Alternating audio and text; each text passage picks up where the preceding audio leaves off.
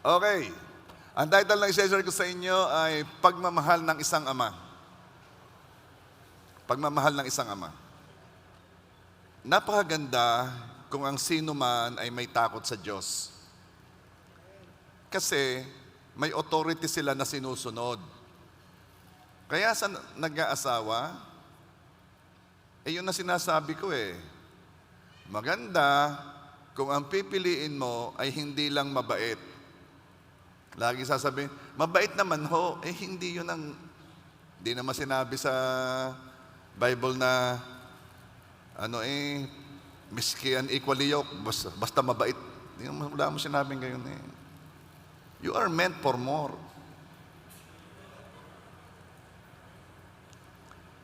Ang piliin mo, yung may takot sa Diyos.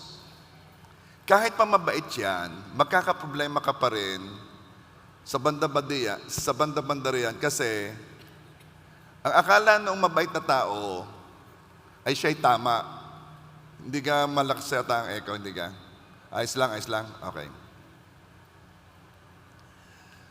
So, matanong ko kayo lahat ba na narito ay may takot sa Diyos? Okay, sabi nyo yan Okay. Ito ang salita ng Diyos sa mga may takot sa Diyos. Na ang may takot sa Diyos, ang otoridad nila, ang Diyos. Colossians 3:18. Wives, submit to your husbands as is fitting for those who belong to the Lord.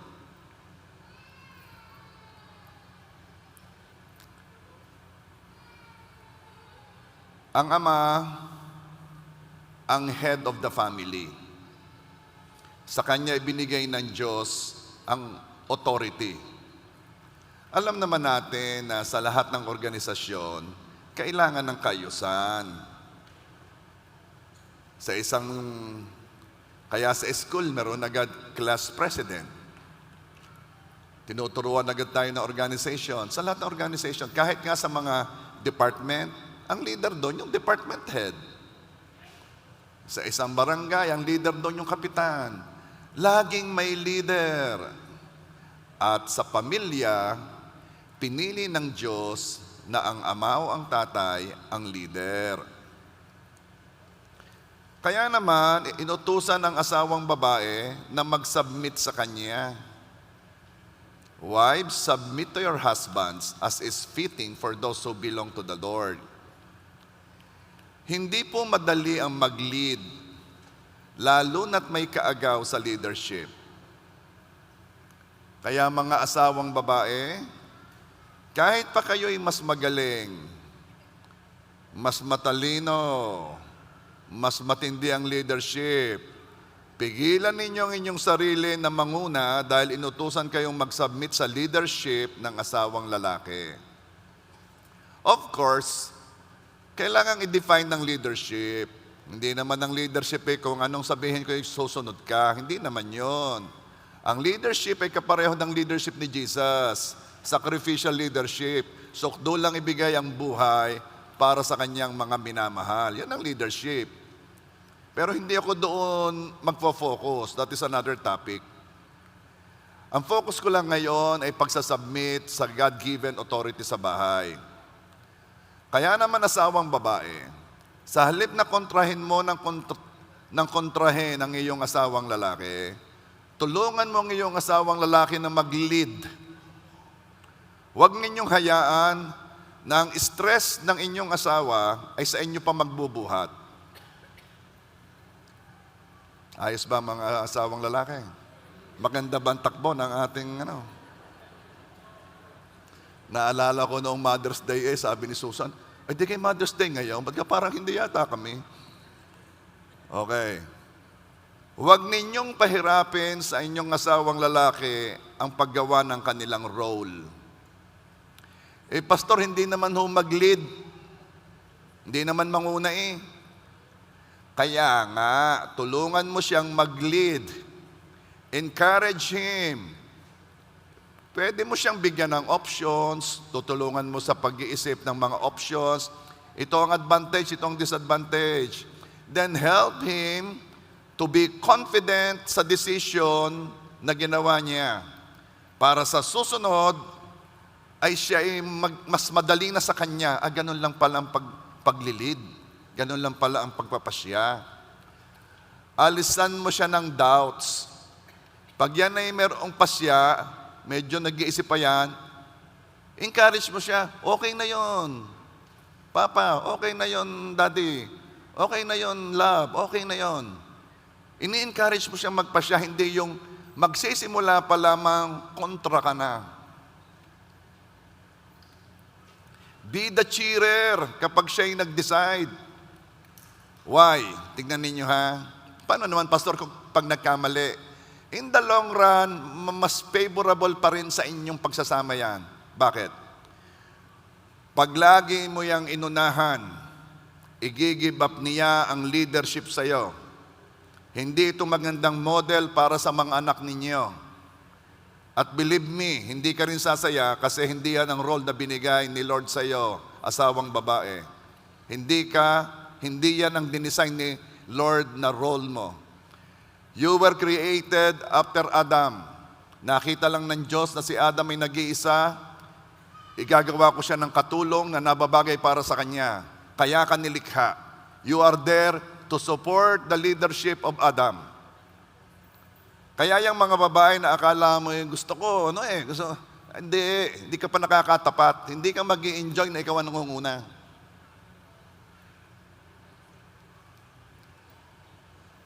Bakit po? Bakit po yun ang gagawin ko? Kasi may gift ako of leadership eh. Bakit magsasabit sa asawang lalaki? Dahil yon ang kilos ng mga asawang babae who belong to the Lord at may takot kay Lord. Kaya uulitin ko ha. Wives, submit to your husbands as is fitting for those who belong to the Lord. Ito'y iniutos sa mga taong na kay Lord. Belong to the Lord. Yun lang ang reason. Hindi dahil mas magaling siya, mas mahusay. No. Ang reason, dahil yon ang dapat gawin ng mga tao na pag-aari ng Diyos. Are you there? Closing prayer na. Okay naman, ating balansihin. Colossians 3:19, yung sunod na verse. Husbands, love your wives and never treat them harshly. Tiningnan ko sa Tagalog talaga yung harshly eh.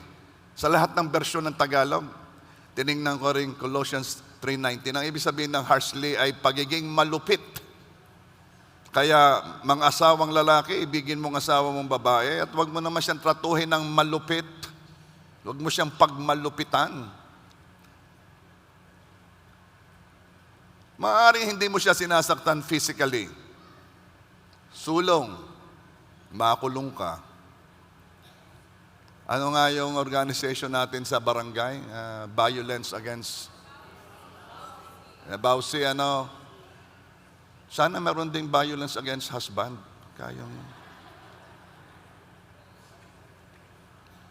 Maaaring hindi mo siya sinasaktan physically, pero magiging malupit din ang tao na nananakit emotionally.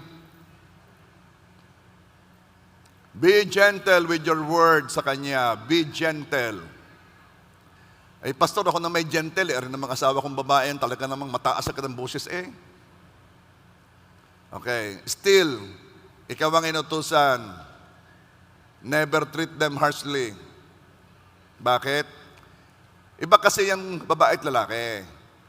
Pag babae ang nag-treat harshly, kaya mo yan eh. Hindi kaya ng babae pag lalaki ang nag-treat harshly sa kanya. Be gentle with your words.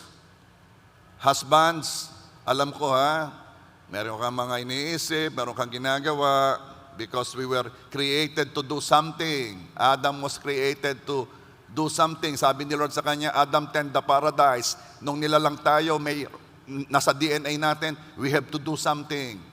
Ang babae, nung nilalang, kailangan lamang ng katulong ni Adan. So, naunawaan ko yung mga lalaki, you have to do something. At sometimes ay nakaka-stress. Kung ikaw ay stressed na, at ang iyong asawang babae parang nakakadagdag ng stress, lumayo ka muna. Be silent. para wag kang makapagsalita ng iba ang tono at iba ang volume.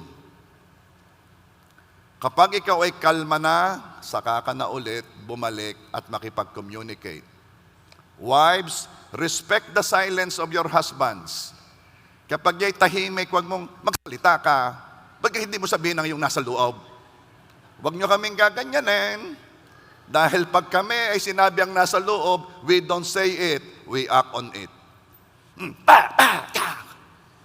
Kaya marami kayong nababalitaan diyang mga lalaking basag ang baso, basag ang pinggan, sipang, that is how we express our emotion. Kaya kaming mga lalaki, bata pa kami, itinuruan na kami to control our emotion. Kaya pag nakikita mo ang isang lalaki, ay para siyang stoic, para lang siyang nakaganyan, ayos lang yon. Hindi ko malaman ngayon ng mga sinasabing, come on, express your emotion. No. Pigilan mo ang emosyon mo. Iba po ang lalaki kaysa babae. Kayong mga babae, walang problema. Sige, express your emotion. Okay lang yan. We don't express our emotion. Tingnan ninyo sa road rage. Mas malaki ang percentage ng lalaki kaysa babae. Yan nga mga babae, napakagagaling. Papasok ng alangan, nagdadrive, pasok ng alangan. Walang Tapos pag magagalit na sa kanya, magbubukas ng bintana, ipapakita siya ay babae.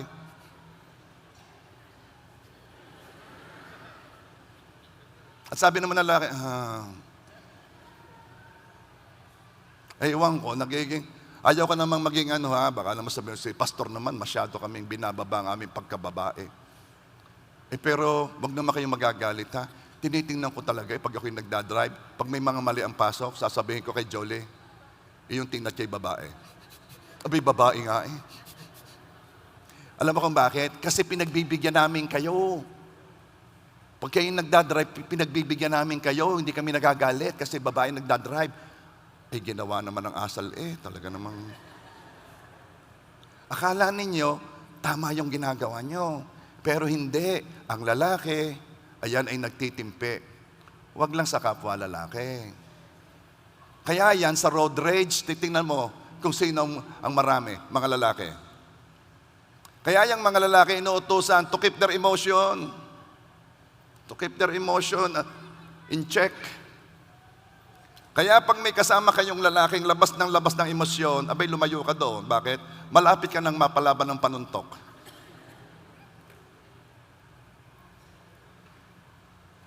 Wives, respect the silence of your husbands.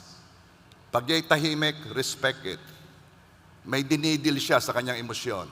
Ganyan kaming mag-deal sa aming emotions. Okay ba? May natutunan? Closing prayer ulit. Alam niyo kung bakit ko sinasabi yon? Gusto kong idein na may sinabing maganda. Kaya pag sinabi kong closing prayer.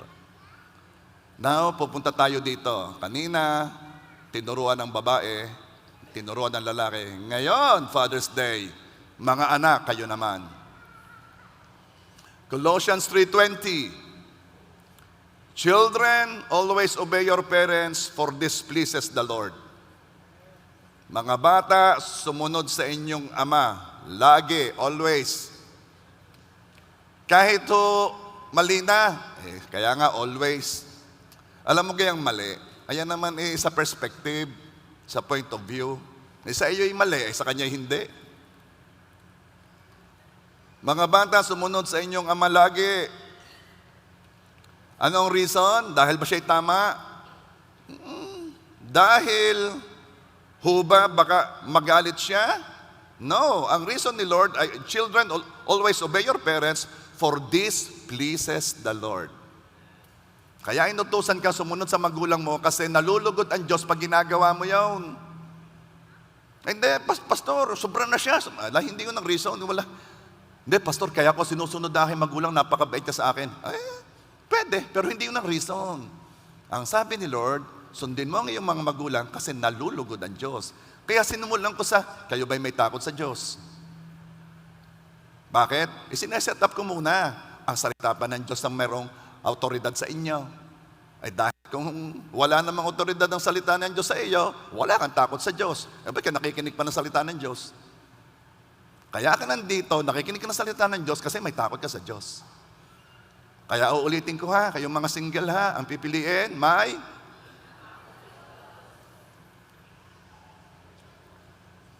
Now, kahit minsan, pag ang bata ay kaya nang tumayo sa sariling paa, kasi minsan pag ang bata ay kaya nang tumayo sa sariling paa, bang nasweldo na? Ba? Hindi na yan natatakot na magalit ang parents. Yun nga ang parents ang takot na. Hindi ako mag-share sa Battle. Pero kung may takot yung batang yan sa Diyos, susunod siya kasi doon nalulugod ang Diyos. Kahit ikaw pa ang breadwinner na anak sa inyo, ha? Kahit ikaw ng breadwinner, hindi na si tatay, hindi na si inay, at ikaw ng breadwinner, ikaw pa rin ay anak, ikaw ay susunod sa iyong magulang dahil nalulugod ang Diyos. Kaya parents, kita na ninyo kung bakit dapat ninyong ilapit ang mga bata kay God habang bata pa. It is for your sake also. Pag ang lalaking naging ama, walang manual na ibibigay sa kanya na magtuturo kung paano kumilos bilang ama at paano i-manage ang kanyang pamilya. Wala. Noong ako'y nag-asawa, hindi ko alam kung paano maging ama. Hindi ko alam kung paano i-manage ang family. Walang sinabi sa akin. So, paano ko ito natutunan? Paano ito? Why is the society, bakit siya nagpapatuloy? Tayos naman. Kasi, nakukuha natin ang kaalaman ng pagiging ama galing sa dalawang sources. Dalawang paraan ang pinagkukunan natin. Ang una, nakita natin ito sa kilos ng ating ama. Sa interaction natin sa ating ama, nung tayo lumalaki, nakita natin. Kami po ng aking tatay, lagi kami nagkukwentuhan. Talaga, pagkatapos ng tanghalian, uupo na kami doon sa may carport, magkukwentuhan na kami. Sabi nung kapitbahay namin, titingin sa amin, ay tingnan mo yung magamang iyon. Ay simula tanghalian hanggang merienda, nakaupo lang nagkukwentuhan. Ano pinagkukwentuhan ng mga iyon? Di sila sanay na pwedeng tumagal ng kwentuhan. At kami nagkukwentuhan na aking tatay. Now, without anyone teaching me, I found myself enjoying talking with my daughters. Yun lamang. Iba ang topics namin, kaya minsan hindi rin magtagal. Siyempre, iba ang topic ng lalaki sa babae. Iba ang topic ng babae nung kami ng tatay ko, medyo nagkakapareho ang aming topics. Pero still, I am listening sa kanilang mga kwento. Ngayon, ako'y mga nagkaapo ng mga babae din. Ang mga topic namin, mga nails. May nakilalang bata diyan sa Lipagril. Napansin agad ni Riz, bakit siya? May nails. Ang napansin niya, nails. Ako gano'n, may makakapansin ng nails. So, paano kami mag-uusap niyan? Pero I converse with her. Sabi ko, alam kong mapapansin mo yun. Tuwa-tuwa naman siya. Iba talaga makipag-usap pag mga babae tsaka lalaki.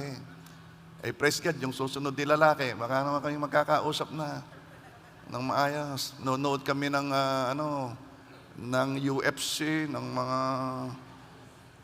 wrestling, mga mixed martial arts. Kita mo, dapat sasakalin, di ka? Wala naman akong makakausap sa mga babae. Pero nag-uusap pa rin kami kasi yun ang nakita ko sa aking ama. Ang ama hindi kapareho ng ina sa pagtrato sa anak. Ang pag-ibig na pinakikita ng ama hindi pareho ng sa ina.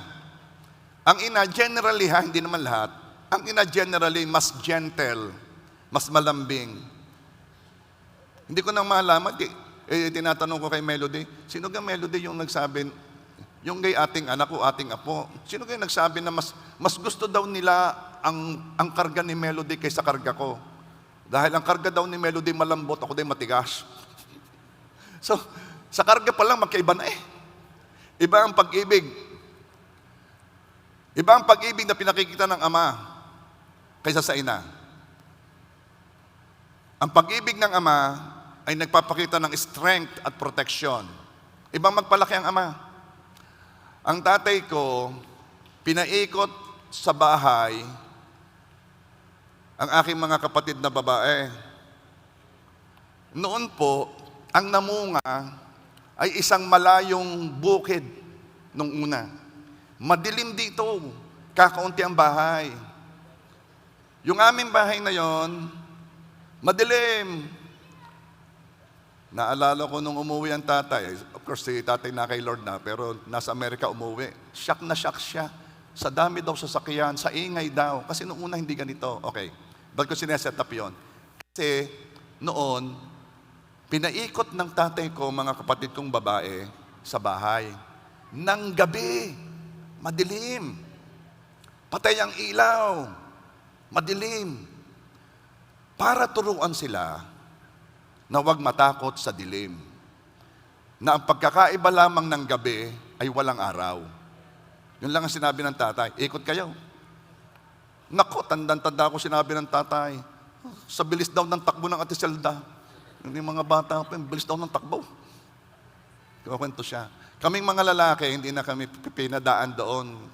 Kami ni Bujok. Dahil pag pinatakbo kami sa bahay, baka kami makadiretso sa kapitbahay. Sabi, "Ay, tayo na maglaro." Hindi na kami pinadaan doon. Ikaw, Ate May, napatakbo rin. Ikaw din, Ate Elbe. Ba, di nyo ginawa yung kina Eric. Napatakbo rin kayo? Alay, maliwanag na. Hindi, noon. Noong nagbabrown out. Alay, hindi naman kayo yata takot noon. Ay, pasensya na kayo. Nariyan pala kayo. Hindi ko kayo na. Akala ko kang bilang. Okay.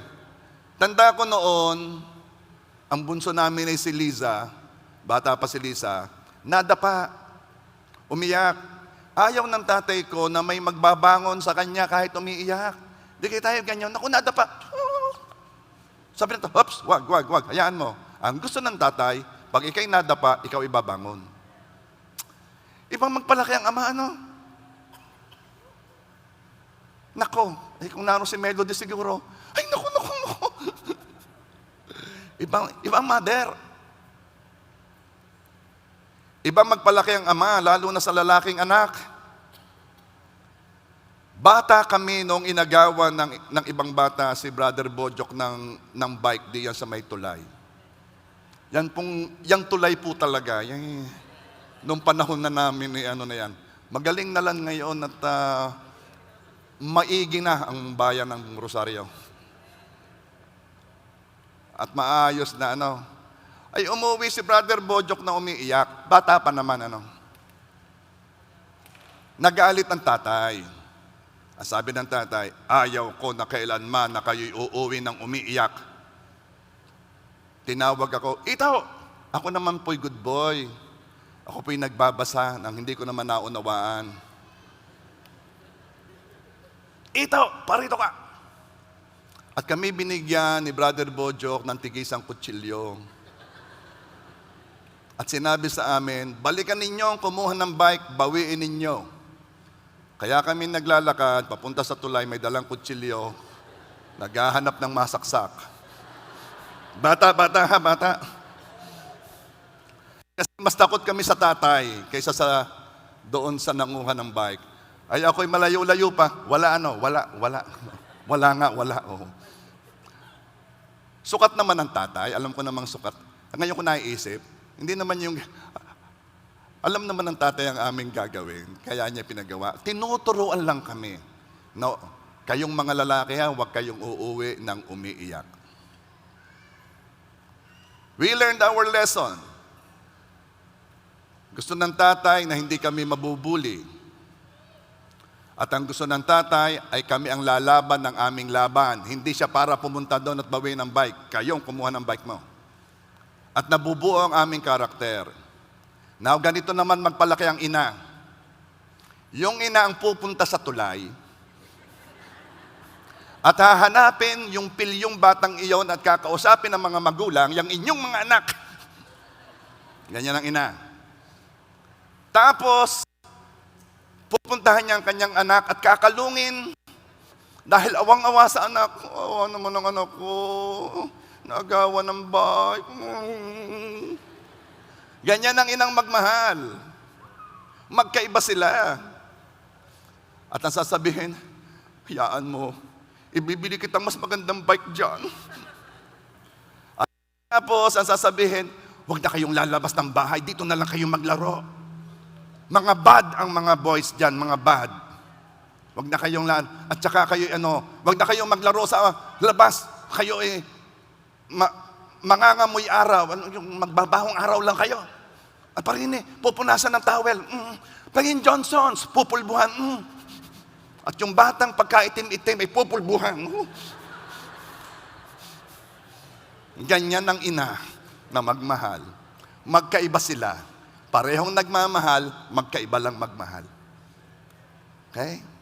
Kaya mahalaga na may ama at may ina para balanse. Pero dapat talaga pag ang mga anak ay babae, ang ina ang nagpapalaki. Mahirap naman pag lalaki ang nagpalaki sa anak na babae. Anak, eto ang bola, samputin mo. Ay babae naman yan. Anak, ikaw ay mag-taekwondo. Mag-aral ka ng boxing, martial arts. Pero pag mga inang babae, ayaw ko niyan ha, ineng, ballet. Ballet ang ituturo ko sa iyo. Kaya maganda balanse. Isipin mo naman, pag ang ina nagpalaki sa anak na lalaki. Oh no. Ayaw ko na isipin.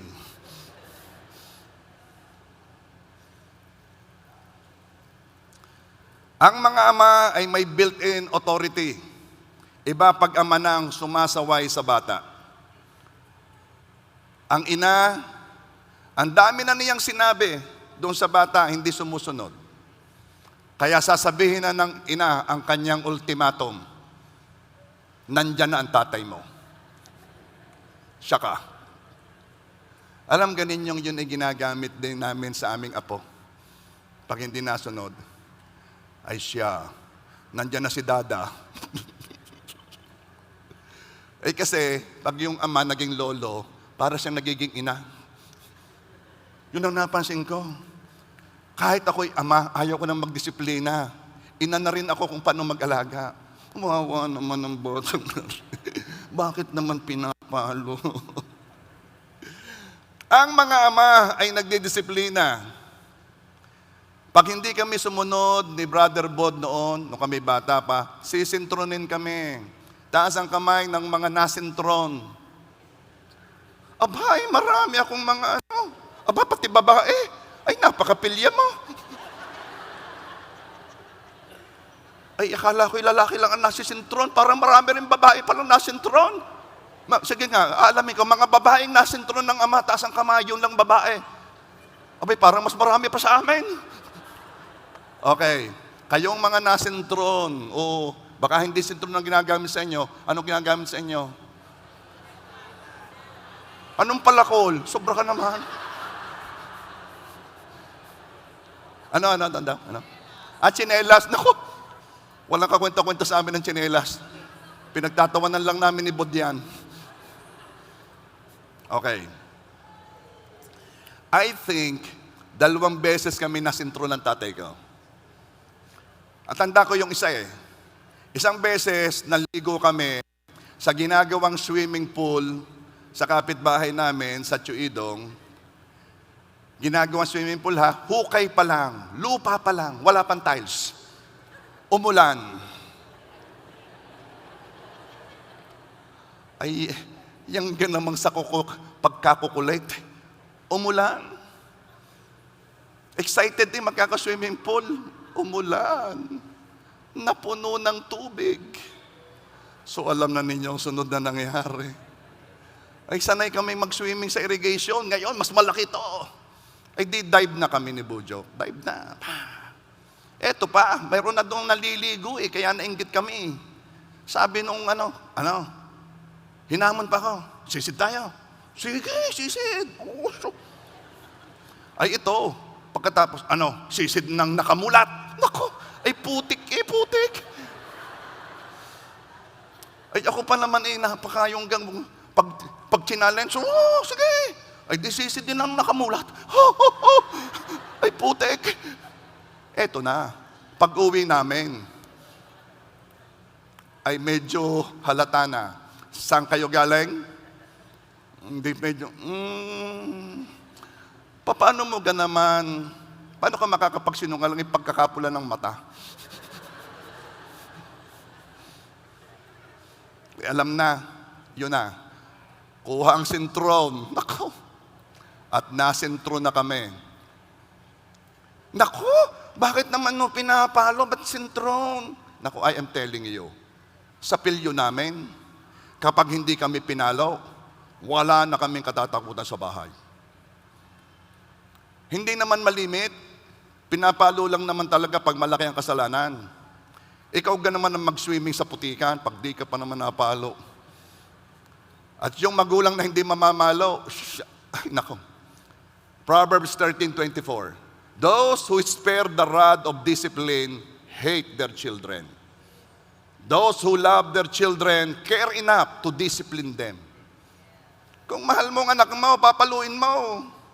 Yung pinagmamalaki mo, ako ho'y mabait. Hindi ho ako namamalo. Allah ho'y. Tingnan natin sa salita ng Diyos kung sino mas mabait sa atin. Dahil ang may takot sa Diyos ay sumusunod sa salita ng Diyos. Ang tunay na ama ay namamalo. Siyempre, yan naman ay pinapalo lamang doon sa 0 to 7 years old. Paglampas naman ng 7 years old, wag na papaluin. Baka makalaban. Doon nabubuo yung karakter. At saka merong rule sa pamamalo. Huwag kang mamamalo pag ikay galit. Kaya nga ako'y mamamalo, ako'y galit na. Hindi. Namamalo ka kasi may kasalanan siyang ginawa. Are you there? May pinangaralan akong isang ama I think last week. Nabalitaan ko ng anak niyang lalaki ay kung madagot sa kanyang ina ay sobra. Ayaw pang mag-church. Ang mga pa-style pa'y pabarka-barkada. Akala mo'y may trabaho na kung kumilos Ay medyo di ko nataypan. Kinausap ko yung ama. Sabi ko sa ama, pagsabihan mo ang anak mo. Ang sagot sa akin, sinasabihan daw naman niya, pero hindi daw masaway. Ako'y nagtaka. Paano hindi masasawayan? Maaari ka namang yung pamasusunod. Now I know. Kasi mabait ang ama. Kasi hindi pinatikim ng sintron noong bata pa. Kung ya'y nakatikim ng sintron, pag sinabi niyang attend sa church, papariya na ho. Hindi nakatikim. Kay tahimik. Pinakamalaking percentage ng crime rate sa Amerika ay galing sa black community. At malimit sa pag-aaral itong mga gang na ito ay lumaki ng walang ama. Kasi lumaki silang walang dumidisiplina. Iba ang pag-express ng love ng ama kaysa ina. Ang akala ng mga bata ay mas mahal sila ng kanilang ina kaysa kanilang ama. Kasi ang ama hindi as emotional or as malambing kaysa ina. Ang ama'y kayang magmahal pareho ng sinuman, magkaiba lang ang pag-express nila ng love. Pinapakita nila ito sa pagpo-provide ng mabubuting bagay para sa kanilang asawa at sa anak. Pinapakita nila ito, pagmamahal na ito, sa pamamagitan ng pag-sure na makapag-aral ang kanilang anak. Siguraduhin may bahay na kapag umulan ay hindi mababasa ang kanyang pamilya. Sinisiguradong pagkain sa table. Kahit pa iyan ay bibili ng tuyo for 1 week. At may bigas for 2 weeks. Sisiguraduhin niya yan. Huwag lang magutom ang kanyang anak. Ganyang magpakita ng pag-ibig ang ama. Maaaring hindi yan emotional, hindi yan caring, hindi yan Pero that's how God created him. Ang pagmamahal ko ay pagpaprovide ng kailangan ng pamilya ko. Yun ang pagmamahal ko. Okay, may napanood na parang wedding. Sa Facebook lang naman. Nagsalita yung ama. Di ba nag-i-speech yan, ano?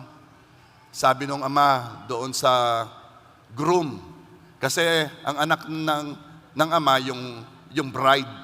Sabi nung ama sa groom, itong sasabihin ko sa iyo, kung sakalit dumating ang panahon na kayo'y hindi magkasundo, huwag namang mangyari. At dumating sa puntos na kayo ay nag-aaway, pakiusap naman. Huwag mong sasaktan ang aking anak. Ibalik mo siya sa akin. Ako ang mag-aalaga sa kanya. Sabi ko, oh. Taas ang balahibo ko eh.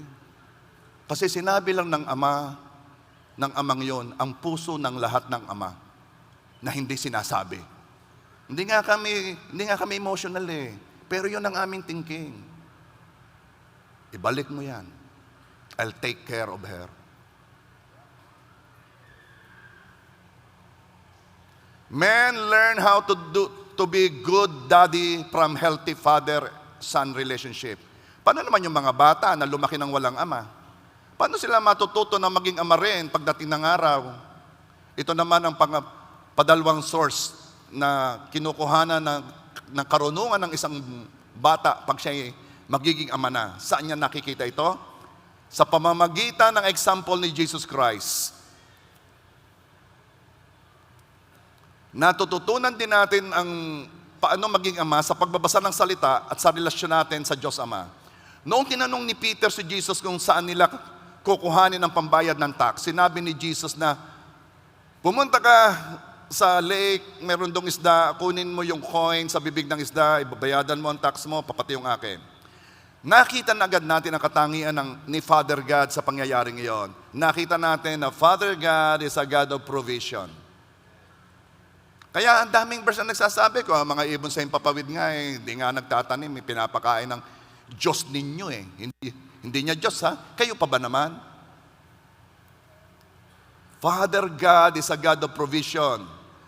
At ang mga ama, dahil nakita natin yun sa pagbabasa ng salita, tayo naging resourceful, mga ama. Resourceful sa pagkita ng pera para mabuhay ang pamilya. Hindi ko malimutan itong isang kumpare ko sa Garcia na nagsabi na kailangan niya ng pera, ay umulan daw, may napansin daw siya doon sa likodan nila na yung tubig, noon daw titingnan niya, abay marami daw yung mga isdang pang-aquarium, ba't yung nandito? Siguro may nagtapon, abay dumami yata. Hinuli daw niya, inalok daw niya sa pet shop, binili daw, kinuha daw niya, ang dami daw niyang naging pera. God is resourceful pagdating sa provision. At tayo din naman mga amay ganon. Binibigyan tayo ng Diyos ng idea kung paano tayo makakapag-provide sa ating family. Lalo na't ikaw ay anak ng Diyos, i-guide ka niya. Are you there?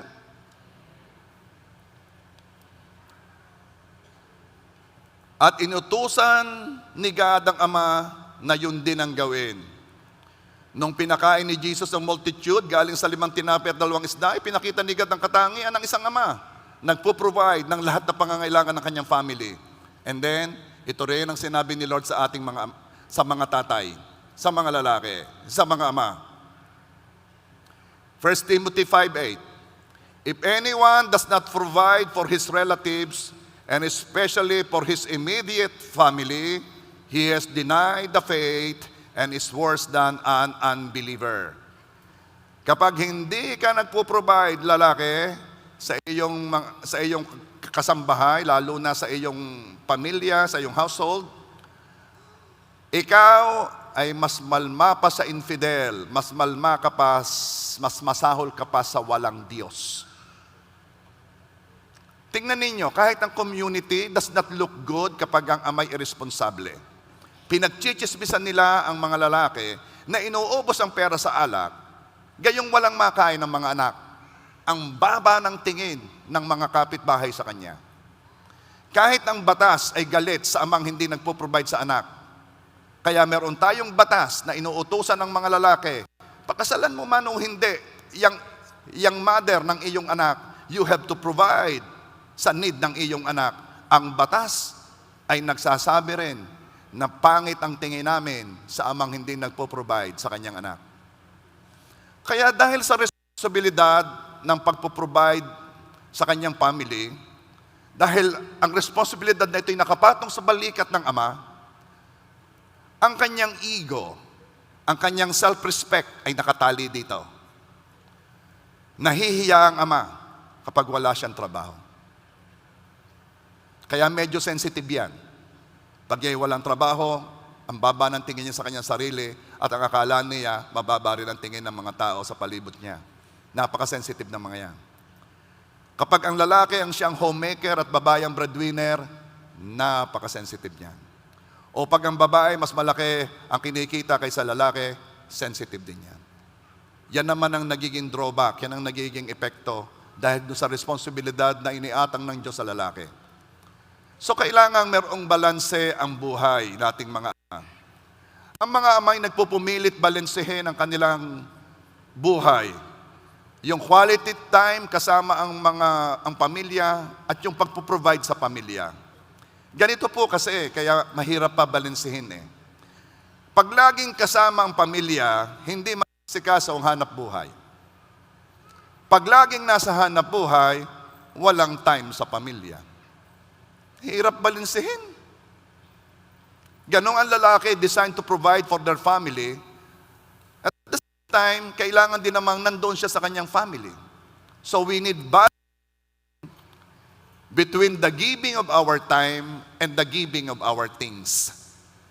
At sa Diyos tayo titingin kung paano ito gagawin. Ang Diyos lagi nagpo-provide para sa kanyang mga anak, pero hindi niya isa-substitute ang mga bagay na ito sa pag-spend ng time sa kanyang mga anak. Binibigyan din ng Diyos ang oras na kasama tayo. So ganun din tayo mga ama ha, babalansehin ninyo. Huwag na mga ibibigay mo sa mga anak at sa pamilya mo ay yung time na ikay pagod na, spent na, wala ka ng, hindi na quality, ikay panay na ang hikab, antok ka na, at sasabihin mo, oh, tayo dito, tayo lumabas.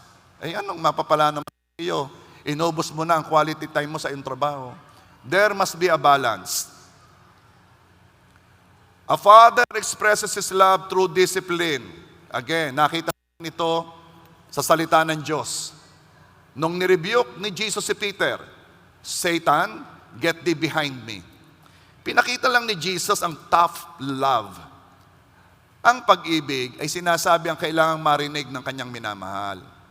Kaya mga ama, kung kailangan makarinig ng iyong anak sa iyo at mabait, ayaw mo namang magsalita ng makakasakit, pero kung kailangan ng makarinig ng anak, ay sabihin mo. Halimbawa, yung iyong anak tuwing lalabas laging ang gustong suot nakikita ng kaluluwa. Ano sasabihin mo, ama? Anak, meron kang mas maikli pa diyan. One way ng pagsasabi na hindi okay sa akin yan. Because ayaw ni Jesus, si Peter, na manatili sa old way of thinking. Kaya nirebuke na ni Jesus si Peter.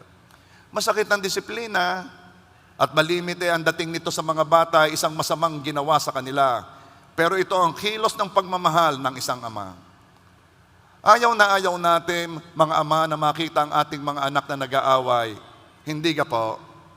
Ayaw na ayaw natin. Naalala ko noon, dadalwa naman ang anak ko, pag nag-aaway ang si Denise at si Yaya nung yun ay bata, ngayon naman hindi na nag-aaway. Salamat sa Diyos. Pero nung yan mga bata, pat nag-aawayan, ang gagawin ko diyan, itong aking disiplina, hirap na hirap sila dito. Namamalo ho kayo? Hindi. Hirap na hirap sila. Sasabihin ko, Denise, yan, pari na kayo. Magyapusan kayo. Ako, hirap na hirap. Hirap na hirap. Ay si Yayan, hindi. Gustong-gusto ni Yayan. Ay si Denise, Tapos, Denise, yapos, yapos. Ang tagal, hirap na hirap sila.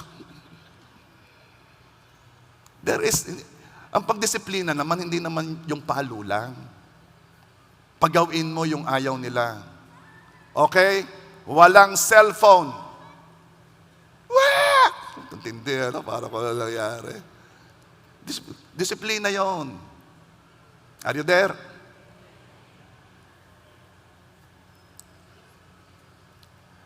Proverbs 3:11 and 12. My son, do not despise the Lord's discipline and do not resent His rebuke. Verse 12, because the Lord disciplines those He loves, and as a father, the son He delights in. Dinidisiplina ng Diyos ang kanyang minamahal. Oh, mga ama, meron pa namang reason para hindi tayo magdisiplina kung ang Diyos nga nang didisiplina, tayo pa naman. Kaya kung meron diyang mababait na ama na hindi dinidisiplina ang anak, hindi ka mabait. Ha? Irresponsable ka. You are a coward. You are not doing what you have to do. Gusto ng ama ang best para sa kanyang anak. At ang pagdisiplina ay kilos ng ama na nagnanais ng kanyang anak ay mabuhay ng tama. Ang mga batang dinisiplina ng strong, loving father ay mas may disiplina pag tumanda na. At ang disiplinadong adults ay mas nakakatulong sa lipunan. Kaya may mga tao walang galang sa authority, walang galang sa kapitan, walang galang sa barangay tanod, walang galang sa konsehal ng barangay, walang galang sa mayor, walang galang sa konsehal ng bayan, walang galang sa pulis. Alam niyo kung bakit? Kasi ay walang galang sa magulang. Hindi yan tinuruan ng magulang na gumalang sa kanya. Kaya ay lumaki, walang galang sa lahat. Kaya, yung anak mo ay resulta ng pagpapalaki mo. Are you there? Kaya pa mga magulang, parang gusto na niyong lumuhod Tama na po. A father expresses his love through protection. Ipinakita ni Jesus ang ganitong uri ng pag-ibig na binigay niya ang kanyang buhay upang iligtas tayo. Iningatan tayo ng Diyos. Pinoprotektahan tayo ng Diyos sa parusa ng kasalanan. Pinoprotektahan tayo ng Diyos sa deceit and lies of the enemy. Pinoprotektahan tayo ng Diyos, tinuro ng Diyos sa atin kung papaano. Ganon din ang Ama. Kanyang isasakripisyo ang mga gusto niya para sa kanyang family. Marami namang ama, hindi naman nila gustong-gusto ang kanilang trabaho Pero ginugusto nila para makapag-provide sa kanyang family. Akala ninyo mga anak, ay ang inyong mga amay sayang-saya sa ginagawa. Ginagawa lang nila yan para sa iyo. Ang kaligayahan nila, mabigyan ka ng lamang sa buhay na maaaring hindi niya nakuha noong siya ang lumalaki. Gusto niyang mapag-aral ka para huwag kang mapatulad sa Kanya. Para mararanasan mo higit kaysa Kanya. Pero ito ang pinakamatinding expression ng love ng Ama. Ang maakay ang kanyang asawa at ang anak sa Panginoon at maligtas.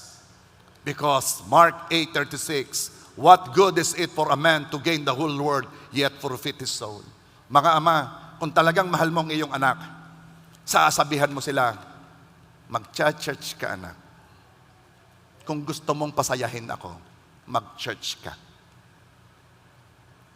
At ama, mas madaling magpasunod sa anak kapag nakita nila na ginagawa mo ang iniuutos mo. Ay tatay, ba't ako mag-church? Wala ka rin naman doon. Ang pinakamatindi mong may ibigay sa asawa mo at sa anak mo, akayin mo sila sa Panginoon. Ay kung ikay makapagdala ng pagkain sa table, kung malagyan mo ng bubong ang bahay mo at hindi sila mababasa, kung pagdating naman ng araw ay wala sila sa langit, anong kwentang ama ka? What will it profit a man if he gains the whole world but loses his soul? Merong isang nagsalita, napakahirap daw dalhin ang ama sa church. Kaya pag may dumating na ama ay magdiwang na daw. No, I don't believe that. Ang ama ay madaling pumunta sa church, lalo na't nalaman niya ang role niya bilang ama. And I pray and I know, ito yung deklarasyon ko noon pa, na mapupuno ang church na ito ng mga ama ng tahanan. At tayong mga ama ang maglilid. We will lead the house, we will lead the community, we will lead to bring people to Him. At hindi natin igigiba pang leadership na yan.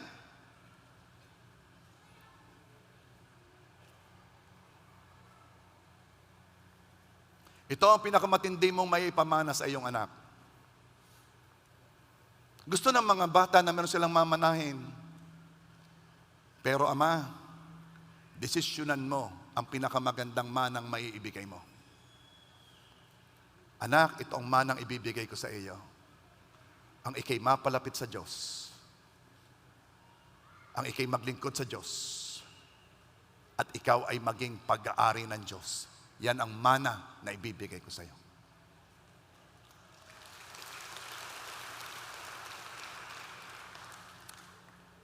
It's about time, malimit ang mga ama, yan inabibiro. Yan inabibiro.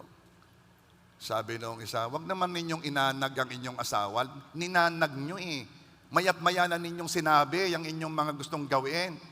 Wag ninyong ulitin. Pagkasabi nyo ngayon, ulitin ninyong pagka-6 na buwan.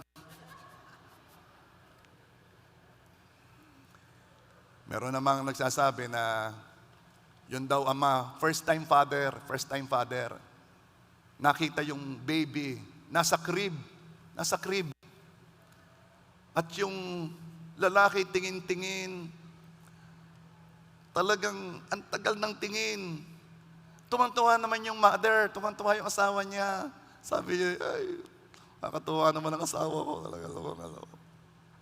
At sabi ng asawang lalaki, amazing. Amazing.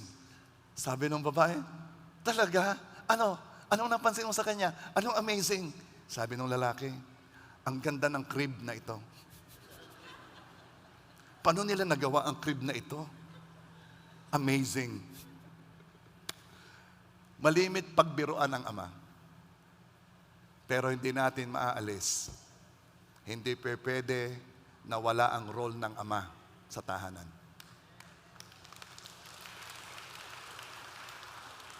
Ama, Father, this is our day. Sinadya na ng Diyos.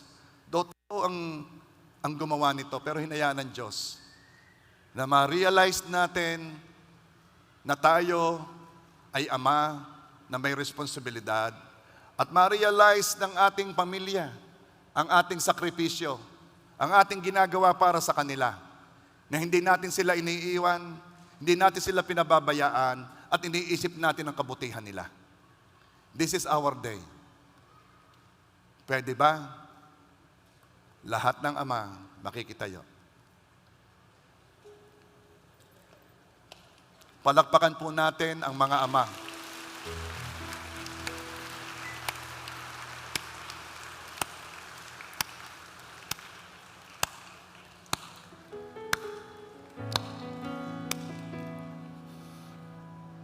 Kung nandito ang asawa, yung asawa munang patatayuin ko. Asawa, lapitan mo nga ang ama ng iyong anak.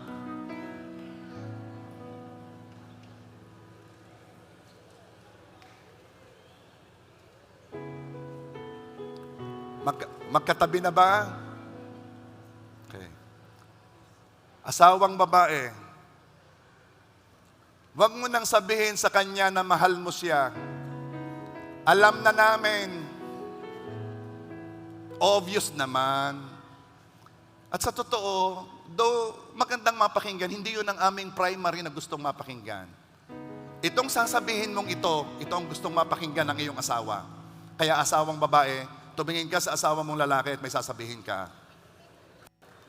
Ito ang sabihin mo. Tawagin mo siya sa kanyang pangalan o kung paano mo siya tinatawag. Sabihin mo, halimbawa, darling, mahal, honey, sweet, babe. Sabi ng isa, Arnulfo. Ay, huwag na. Sobra naman. Okay. Sabihin mo, I am proud of you.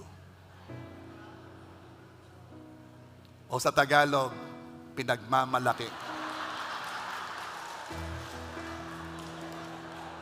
Bakit? Bakit? Hindi ko nakita.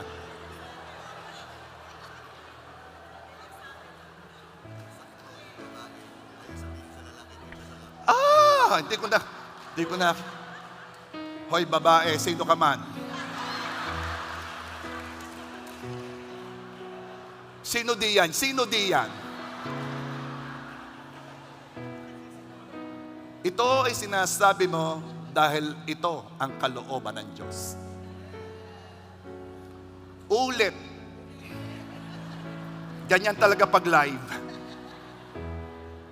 Habang nakatingin ka, sabihin mo, I am proud of you.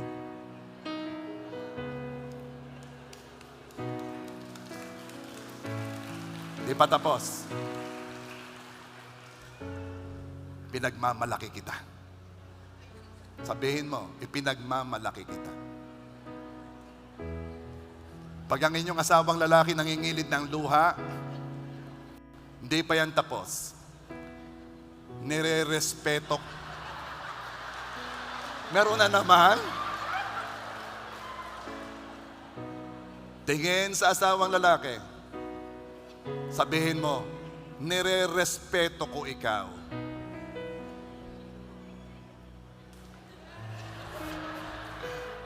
Sabihin ninyo ng minement nyo, ha? Okay, hindi pa tapos.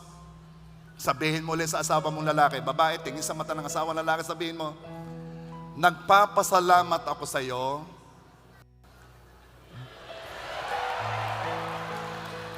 Teka. Ang intindihin ninyo yung inyo. Napapakachismosa ng mga ito.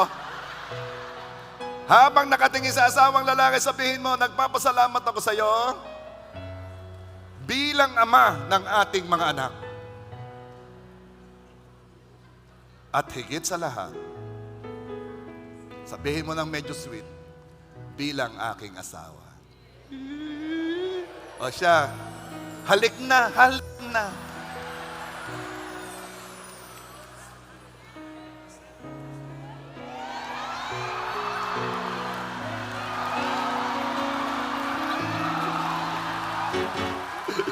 Halik na.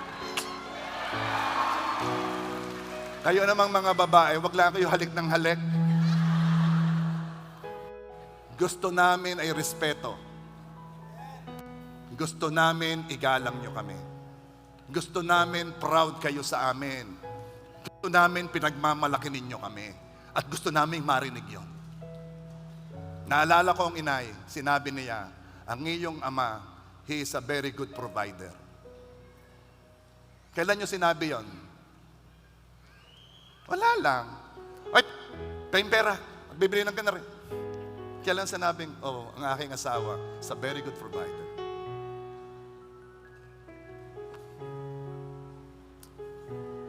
Bago ko tawagin ang anak, gusto ko muna ipag-pray itong mag-asawa.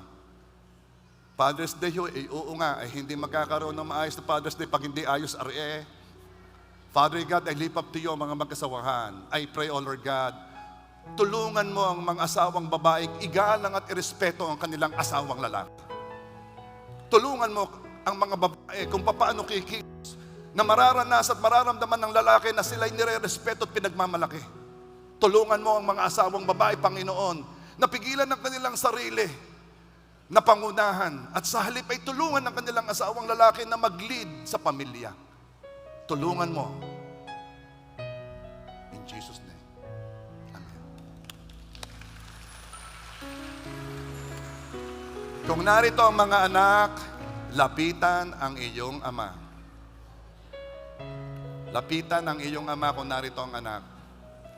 Yun lang munang immediate. Yun munang immediate dahil minsan kompleto narito lolo sa tuhod, lolo sa hindi na malaman ko saan Yun lang munang immediate at mamaya lalapit doon sa Yan.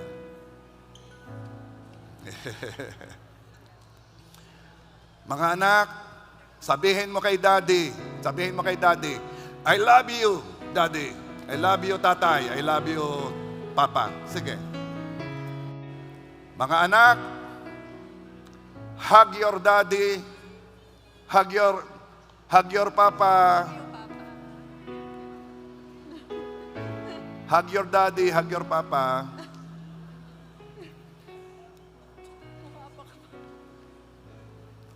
Kung hindi kayo sanay, mga anak, kung kayo hindi sanay, ngayon, sanayin na ninyo. Halkan ninyo ang inyong daddy. Ang inyong papa. Kailangan kasi magsimula eh. Hindi naman pwedeng, hindi ho kami sanay. Sanayin mo. Ha? Okay? Pwede na kayo umupo. Doon ka kay dada. Okay.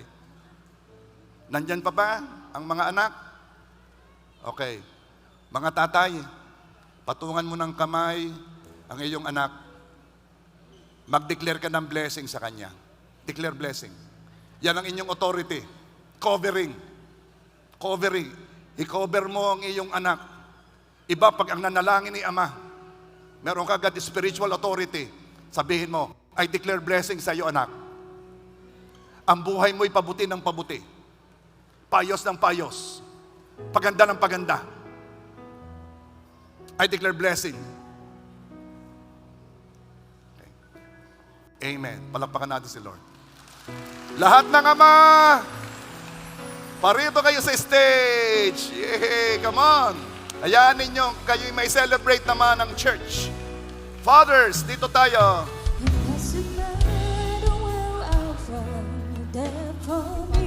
Thank you. Thank you. It doesn't matter what I've done, that's for me. Akyat tayo.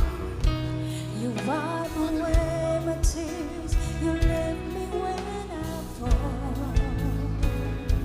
My life is saved by the mercy of your Thank you. Happy Father's Day. It doesn't matter where I go. Mayor, you walk dito ka sa gitna. It doesn't matter when I fall, you cover me. You wipe away my tears, you lift me when I fall. My life is saved by your mercy of your grace. You are my Father, provider, you're my deliverer. Your mercies embrace me, surround me through your everlasting love. Father, I worship you.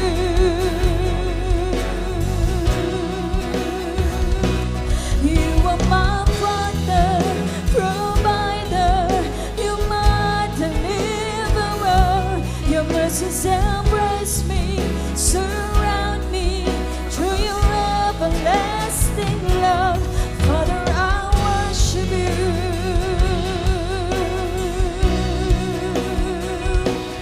Father, I worship you. Praise God. Muli, we are celebrating na ang mga ama ng church na ito ay nandito, naninindigan sa role na binigay ng Diyos sa kanila. Mahalang pamilya, mahalang asawa, mahalang church, mahalang Panginoon. Come on, palakpakan natin ang Panginoon sa buhay ng ating mga ama. My life's saved by the mercy of Father God, we lift up to you the fathers sa church. I pray, O Lord God, na kami tutulungan ninyo na magawa ang aming role bilang head ng family. Tulungan nyo kami sa pagpo-provide ng pangailangan ng aming mga anak, ang aming asawa, maging aming mga apo. Tulungan mo kami, Panginoon, na maprotektahan sila ayon sa iyong utos, Panginoon. Tulungan mo kaming maiguide sila at mailapit ang aming mga anak, ang aming pamilya sa iyo, Panginoon. Sapagkat yun ang pinakamatindi naming maibigay na pamana sa aming pamilya, ang makilala ka at mapalapit sa iyo. Tulungan mo kaming magamit ang aming otoridad upang ang aming pamilya ay madala sa iyong paanan, O Panginoon. Tulungan mo kami, Lord God. Kasabay nito, Panginoon, akin din itinataas ang bawat amang nandito na kami, personally, ay makakaroon ng mas malapit na relasyon sa iyo, na kami personally makikilala ka ng lubusan, Panginoon, at magagamit mo kami sa iyong ubasan upang marami kaming maakay sa iyong sapanan mo, Panginoon. Muli, Panginoon, I am declaring blessings sa mga tatay. Bless their family. Bless their hanap buhay. Bless kung ano mang pinagkatiwala sa kanila. Bigyan ng mahaba na buhay, malusog na katawan. Hindi lamang sila, kundi ang buong pamilya. Salamat po, Ama. At kasama po namin nandito ang Ama ng Bayan. Pagpalain mo siya, Panginoon. Bigyan ng dunong at tunay na pag-ibig sa iyo, higit sa lahat, at sa bayan. Bigyan ng magagandang opportunity at gamitin mo siya upang ang mga mamamayan dito sa bayan ng Rosario ay makaranas ng kaalwanan, ng pag-unlad, Panginoon. Salamat po, Lord God. At Lord, muli, bless the fathers in Jesus' name. Amen. Palapakan po natin ang Panginoon sa buhay. Wag po kayong alis, meron pong iabot sa inyo. Father, I worship you.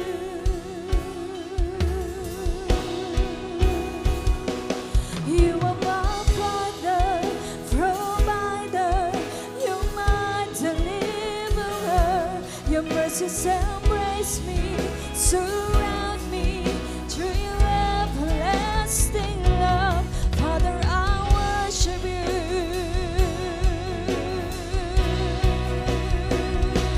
You are my Father, provider. You're my deliverer. Your mercies embrace me, surround me to your everlasting love. Father, I worship you.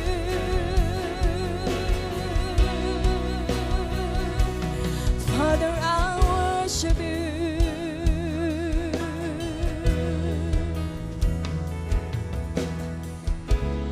And your love is for me, and your love is for me, and your love is God. forever. And your love is for me. Okay. Hintayin natin. Your love is for me. Hintayin natin. Makikiakay po, makikiakay. Hintayin natin. Isang ama, hintayin natin. Hintayin natin dito makakasama sa picture taking. Is forever. And your love is for me, and your love is for me, and your love is forever. You are my Father, provider. You're my deliverer.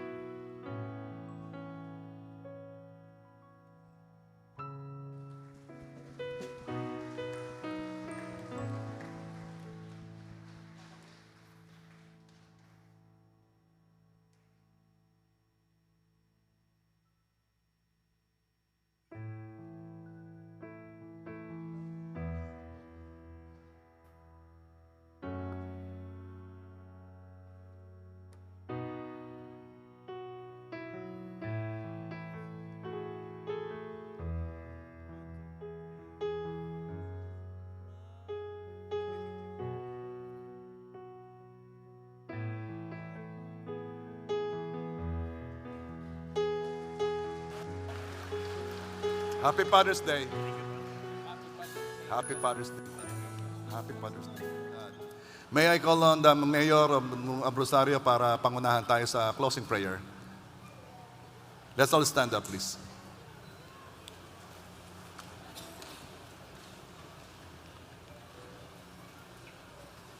Okay, tayo pong lahat ay yumuko, tayo pong manalangin. Lord, maraming pong salamat sa iyong biyaya ng buhay na patuloy mong binibigay sa aming lahat. At Lord, salamat po sa mga blessing na patuloy mong binibigay sa aming Panginoon. At Lord, sa iyo lang po namin dinadalangin na patuloy mo kong bigyan ng talino at lakas ng katawan para pamunuan ang bayan ng Rosario, Panginoon. At kami pong mga ama ng tahanan, bigyan mo po kami ng lakas ng katawan at talino rin para maging mapagpalang ama sa aming mga anak, Panginoon. At Lord, dalangin namin ang aming pag-uwi sa aming pansamantalang tahanan. Kayo po ang mag-alaga sa bawat isa sa amin. At lahat ng ito, Panginoon, ay dinadalangin namin sa tanging pangalan ng Jesus. Amen. Amen. Amen.